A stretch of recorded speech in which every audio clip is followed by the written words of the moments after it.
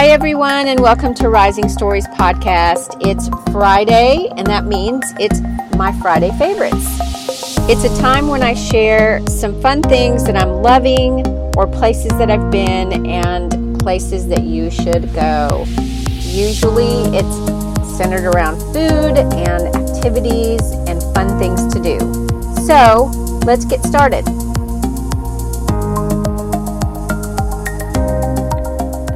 So today I want to share about my San Francisco trip. If you've never been to San Francisco, or if you have been, you're going to want to jot some things down. And if you can't jot things down, I'm going to put as much as I can in the show notes below. And that's on iTunes. You can look, kind of scroll up. You'll see some description and some information. Or you can go to CorrineSandiford.com and click on the show notes for podcast. But you're going to want to listen because I'm going to take you on a quick journey through San Francisco from my landing until I'm done sightseeing. So we landed in SFO, which is San Francisco Airport. And last year we took a Caltrain everywhere and Ubers. This year we did something different that I probably won't do again, but we rented a car. We knew we wanted to go into the city, but we didn't want to drag our suitcases around.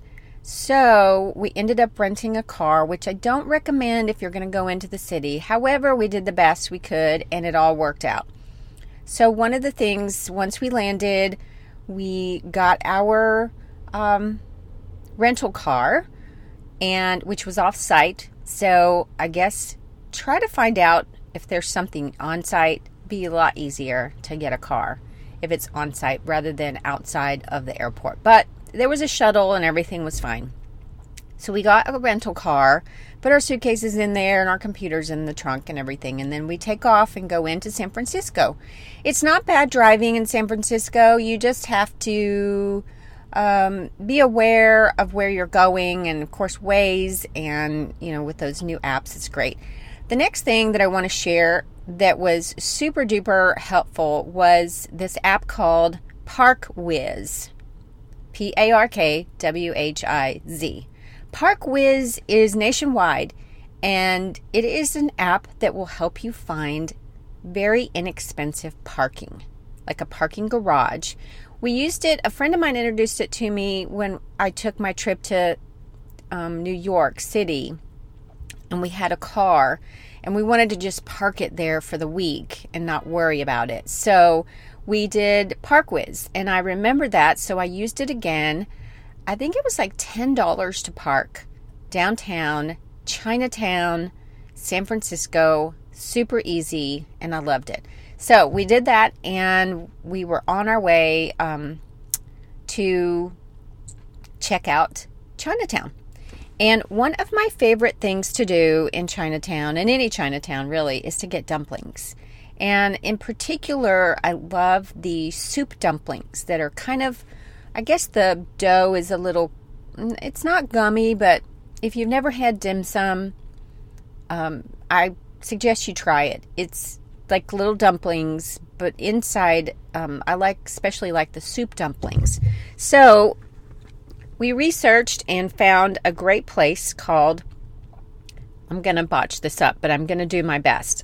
It's Hang I Dim Sum Tea House. So that was the place. I'm going to post it in the show notes for sure with a link. Best dim sum in San Francisco, and the oldest.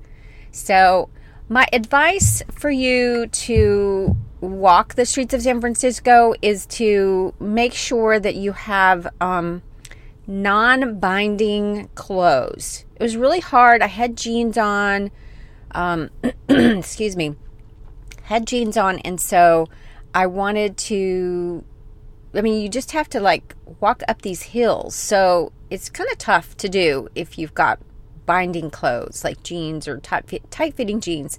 So try to kind of wear some loose clothes. I had on jogger pants, so that was easy, but my girlfriend had jeans on, and it was just harder to walk up the hills. I'm telling you, there are steep hills to walk up and down in Chinatown. So we walked up the very steep hill to the tea house. And if you don't know exactly where it is, you've got to find the exact location because it is a little bit off the beaten path. In other words, it's not like it doesn't have a storefront facing a street. It's the entrance is on the side, so it will be between like a park and a building, or a building and the opposite side is a park.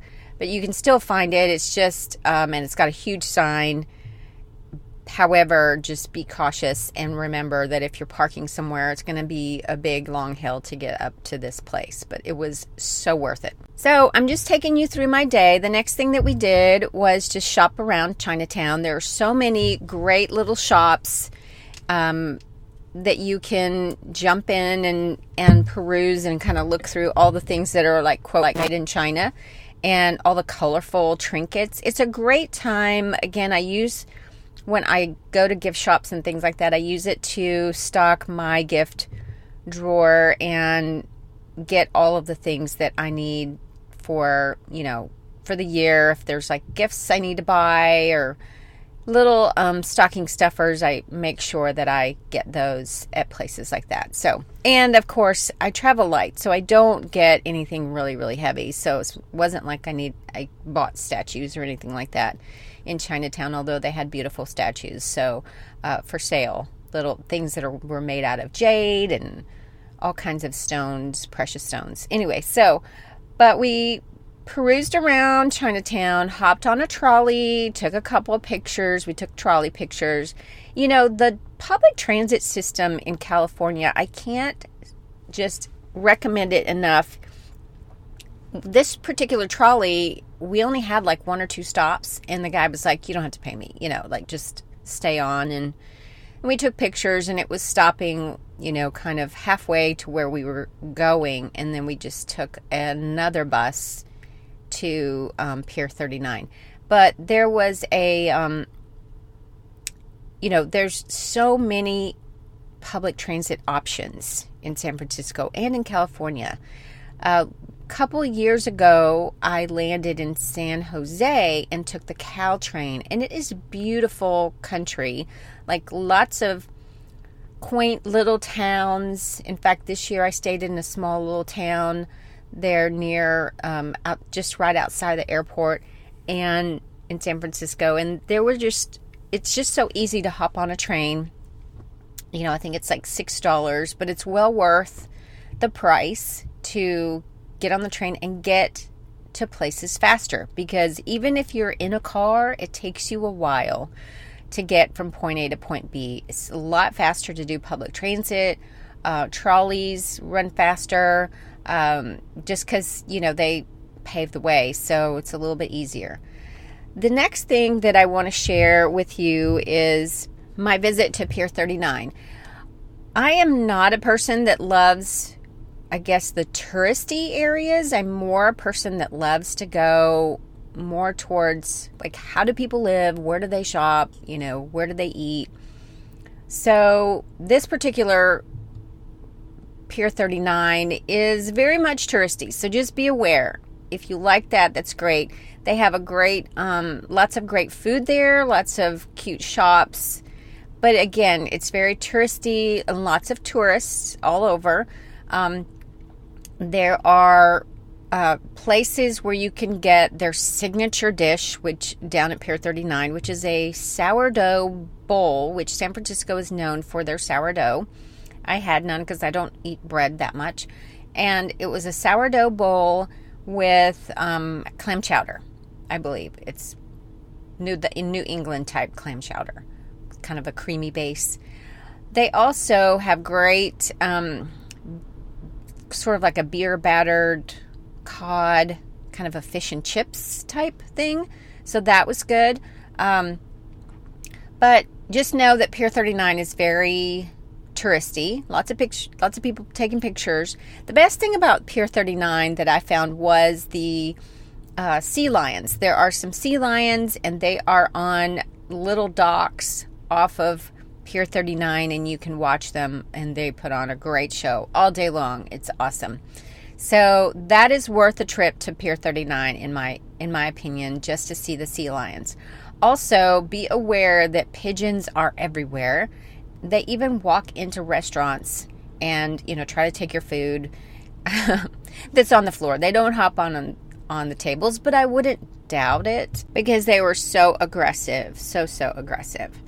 I laughed at them. I'm going to put them on my stories on Instagram if you want to see some of the stories that I took in San Francisco. You can go to my Instagram. I'm at Corrine Sandifer on Instagram and look under the highlights under, I'll just put one that's called San Francisco, and that way you can look in there. If it's not there, it'll be under travel. But they are hilarious. Those pigeons, they're very forceful. So at that point, for the day, we just had the afternoon and we were running out of time. We really needed to go have some dinner and get back to our area of town.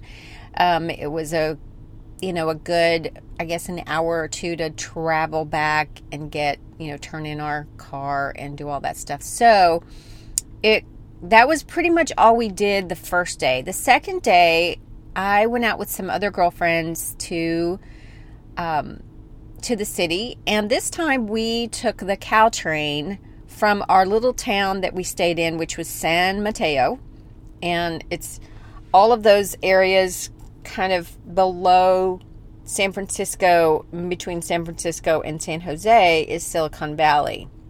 So just in case you were wondering what Silicon Valley was, that's kind of where we were. But San Jose was a quaint little town, and it had a train station, a depot. And while we were there waiting, I discovered this place called, it was a donut shop, and it was called Golden Bell Donuts. Best donuts ever. They were so good. So if you find yourself staying in San Mateo, which I highly recommend you stay outside the city if you can, it's a lot cheaper. And you can find some great Airbnbs, just not as expensive, and you can still enjoy the city. It's just so easy, just check out if they have a Caltrain depot nearby. You can actually walk to the depot. Most places you can catch the train within walking distance or some type of other public transit system, which, like I said, California is great for that. I love that they have that. I wish that Nashville did more of that. So I'm really impressed with their transit system.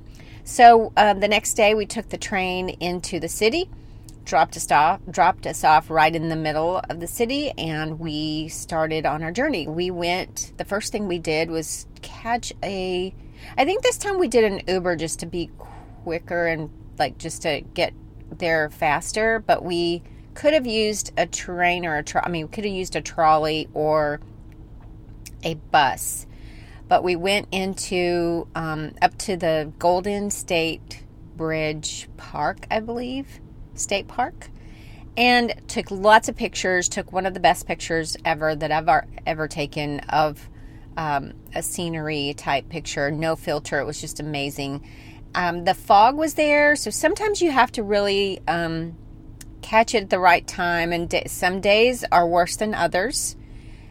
The San Francisco people have named their fog Carl with a K, so Carl was a little bit obtrusive that day, but not so bad. We were able to see the Golden Gate and take some pictures. We were also able to walk across the Golden Gate Bridge. Not all the way. I didn't go all the way. I'm a bit afraid of heights. Not so much heights as much as just being on a bridge where if someone knocks you over, you can go over the edge kind of thing. So I really didn't go all the way through. But I did go halfway, and that was plenty for me. There were bikes on this narrow path, so it's pedestrians and bikes on the other end, on the other side. So if you're thinking about riding bikes and you're kind of if you don't like crowds or people, or you're not a very good bike rider, I would not recommend biking across the Golden Gate Bridge. It's just lots of people, lots of traffic type, and it's like the road, you on the bike, and people coming on the opposite side. And so it's just narrow, and I personally would not do it, but I'm sure it's a great experience, especially if there's no one on there. You could go maybe on off periods, but we were there kind of midday, so there were plenty of people kind of taking pictures and not paying attention to bicycles. Anyway, I'm starting to sound like a grandma, but that's just what I wanted to share with you all. Just fair warning. So like I said, took public transit back down into the city, and we were going somewhere. I can't remember where we were going, but they just happened to drop us off at a certain area. We had to take another bus, and they tell you, they're very helpful. The drivers are very helpful to tell you, okay, I'm going to drop you off here. You need to take the C10 towards town, towards back to the state train station or whatever. So we got dropped off about a block from Ghiradelli Square. And I was like, hey guys, let's go into Ghiradelli Square. I've been wanting to buy some chocolates. I love the Ghiradelli chocolates, but I also wanted to see, what it was about. So went into Ghiradelli Square. We all bought chocolate, and then we kind of got hungry. It was a little bit after lunch, and we hadn't had lunch. We'd had a big breakfast, but we hadn't had lunch, so we were like, let's grab something to eat. So we went to a place that was like a Latin street food place, and it's called Pico. Amazing view. And you would think, this type of view, I'll show you some pictures if you want to go on my show notes at CorrineSandiford.com. You can see some of the photos of the restaurant and the view. But it was amazing view of the piers and of the bay when you're so high up. It was just a great view. And you would think that this restaurant would be, with the fabulous views that you're getting, you would think that it was an expensive place to eat, but it wasn't. It was very average. Ended up getting one of the best things I've ever had, which is a shrimp and lobster ceviche tostada. Oh my gosh, it was delicious. If you don't know what ceviche is, it's taking any kind of shellfish or just regular fish and marinating it in lime juice, which kind of cooks it with the acidity, lime or lemon. I think it's lime. And they cook it with the acidity, and it's cooked, fully cooked, but it's just so delicious and fresh. And it was paired with some avocado, so delicious and good. So it's on a bed of, that's on a bed of like a tostada, which is a corn tortilla that is fried crispy. And so it was one of my favorite things. So that afternoon, we ended up taking another bus back to the train station and boarded our train and went back into our little town of San Mateo. Again, those little towns in San Francisco are precious, and I love all of them. You can just pick one and stay and get on the Caltrain and go into the cities, what I highly recommend. I've stayed in the city before, but not in hotels or anything like that. I think I was in a home, and that would be the best if you have someone that lives there. But if you don't, I would say just stay outside the city and kind of miss all the hustle and bustle and enjoy the quaint little towns. But next, I want to share a few, or maybe just like one restaurant that we went to. It was called Sen's, which was downtown San Francisco. It was beautiful. It was part of our conference dinner, our kind of farewell dinner. And it was on Embarcadero Center on that promenade level. And it was overlooking the bay, a bridge. It was gorgeous. Again, I'll post a couple of photos in there so that you can see. But it was just a beautiful, beautiful place. So that is it for my trip to San Francisco. I know it sounds like I didn't do much, didn't do a whole lot of sightseeing, but just the fact that we were in San Francisco and seeing all of the, all of the big buildings, all of the companies, like we drove past Pinterest and Evernote and all of these really cool companies that their HQ headquarters are in San Francisco was just so much fun to look around and to check out different places in the city.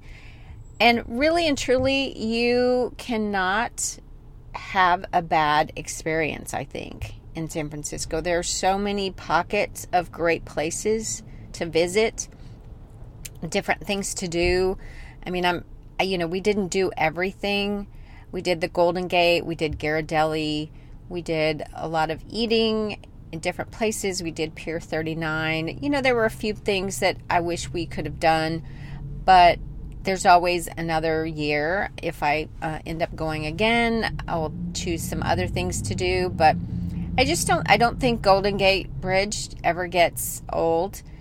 One of the things that I remember from my very first trip to San Francisco was Sausalito, which is across the Golden Gate Bridge in a small town, and I hear it's still beautiful and still a great destination place to go to.